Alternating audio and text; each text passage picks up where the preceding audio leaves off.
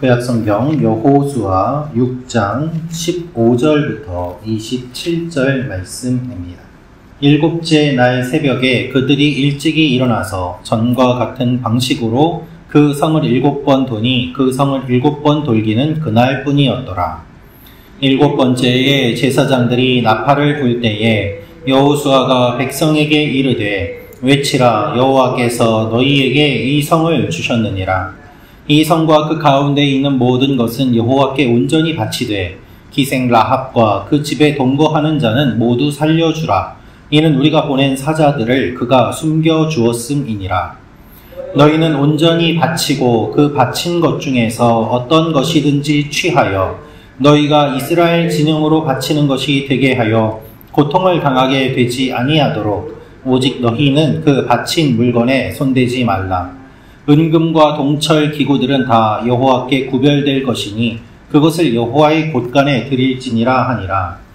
이에 백성은 외치고 제사장들은 나팔을 불매 백성이 나팔 소리를 들을 때에 크게 소리질러 외치니 성벽이 무너져 내린지라.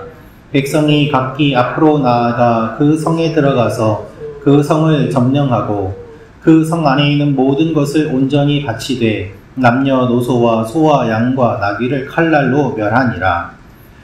여호수아가 그 땅을 정탐한 두 사람에게 이르되 그 기생의 집에 들어가서 너희가 그 여인에게 맹세한 대로 그와 그에게 속한 모든 것을 이끌어내라 하매 정탐한 젊은이들이 들어가서 라합과 그의 부모와 그의 형제와 그에게 속한 모든 것을 이끌어내고 또 그의 친족도 다 이끌어내어 그들을 이스라엘의 진영 밖에 두고 무리가 그 성과 그 가운데 있는 모든 것을 불로 사르고 은금과 동철 기구는 여호와의 집 곳간에 두었더라.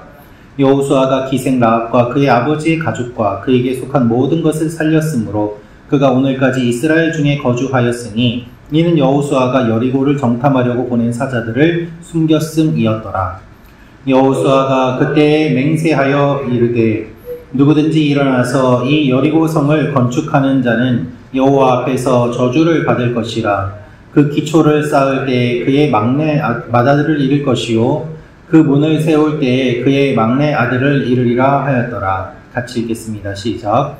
여호와께서 여호수아와 함께 하시니 여호수아의 소문이 그 온 땅에 퍼진지라. 아멘. 오늘 말씀은 하나님의 명령에 순종하여 여리고 성을 점령하는 내용입니다.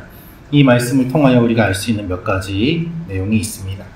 첫째로 하나님이 승리를 주심을 기억해야 합니다 라는 것입니다. 하나님이 승리를 주심을 기억해야 합니다. 17절 18절 말씀 제가 읽어드리겠습니다. 이 성과 그 가운데 있는 모든 것은 여호와께 온전히 바치되 기생 라합과 그 집에 동거하는 자는 모두 살려주라. 이는 우리가 보낸 사자들을 그가 숨겨주었음이니라. 너희는 온전히 바치고 그 바친 것 중에서 어떤 것이든지 취하여 너희가 이스라엘 진영으로 바치는 것이 되게 하여 고통을 당하게 되지 아니하도록 오직 너희는 그 바친 물건에 손대지 말라.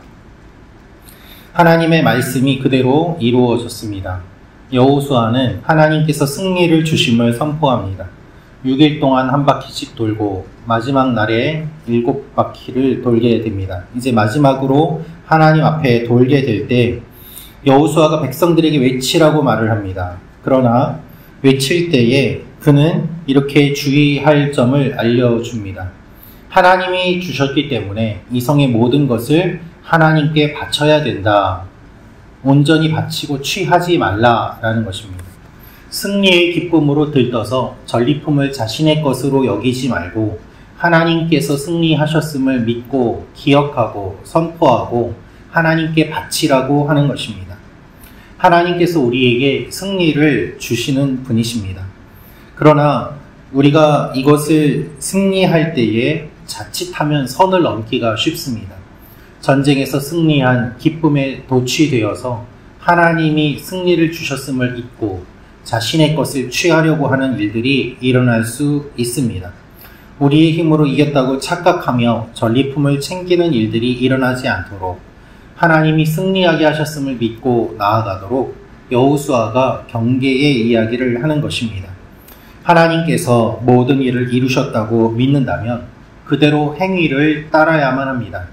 하나님께 드려야 될 것들을 바르게 드리고 또한 내 것이라고 요구하지 않아야 되는 것이죠. 두 번째로 알 수 있는 것은 하나님의 승리는 거룩한 구별을 요구합니다 라는 것입니다. 19절부터 21절 말씀 제가 읽어드리겠습니다. 은금과 동철 기구들은 다 여호와께 구별될 것이니 그것을 여호와의 곳간에 드릴지니라 하니라. 이에 백성은 외치고 제사장들은 나팔을 불매 백성이 나팔 소리를 들을 때 크게 소리질러 외치니 성벽이 무너져 내린지라. 백성이 각기 앞으로 나아가 그 성에 들어가서 그 성을 점령하고 그 성 안에 있는 모든 것을 온전히 바치되 남녀노소와 소와 양과 나귀를 칼날로 멸하니라. 하나님께서는 전리품 분배에 대한 율법도 광야에서 이미 다 주셨습니다. 그러나 이번 전쟁은 가나안을 공격하는 첫 전쟁이요. 또한 여리고는 가나안의 허리 부분에 있는 중요한 요충지입니다. 따라서 이 전쟁을 이기는 것은 매우 중요한 사건이었습니다. 우리나라가 6.25 때 부산 근처까지 전세가 밀려서 매우 어려운 상황이었을 때에 인천 상륙작전으로 전세가 역전되는 일이 일어나지 않았습니까? 마찬가지로 여리고라는 지역 자체가 가나안 땅의 중요한 부분이요. 또한 허리 부분을 차지하고 있었기 때문에 여기에 승리를 거두는 것은 매우 중요한 일이었고 더구나 가나안에서의 첫 전쟁이었습니다. 동시에 여리고성은 강한 성이고 다른 성들에 비해 컸습니다. 전리품이 많이 있는 것이 당연합니다. 하지만 하나님께서는 은금 동철 기구들은 하나님의 곳간에다가 두고 남녀노소와 동물들은 다 칼날로 멸하라고 말씀하십니다. 생명은 멸하고 물질은 취하라고 말씀하시며 이 물질도 여호와의 곳간에 드리라고 하십니다. 왜 그렇게 하실까요? 거룩한 전쟁이기 때문에 구별하는 것이 무엇보다 중요했기 때문입니다. 온전히 하나님께 바치며 거룩하게 구별하는 것이 필요하였습니다. 이렇게 모은 은금 그리고 동과 같은 것들은 녹여서 다시 사용할 수 있지만 생명은 그렇게 할 수 없기 때문에 하나님께서 진멸하라고 말씀하셨습니다. 하나님은 전쟁에서 승리할 때에 탐욕을 경계하십니다. 이방 여러 민족들은 전리품을 얻고 노예를 만들기 위해서 전쟁을 하였지만 약속의 백성들의 전쟁은 그러한 전쟁이 아니라 하나님이 주신 약속의 땅에 들어가는 전쟁이기 때문입니다. 그래서 하나님께서는 너희가 전리품을 챙기지 않아도 내가 살 수 있도록 챙겨주는 존재가 아니냐라는 의도로 말씀하심과 동시에 이 땅에 있던 모든 것들을 진멸하고 또한 녹이고 거룩하게 구별함으로 말미암아 하나님께서 이 모든 일들을 이루어 가심을 알려주십니다.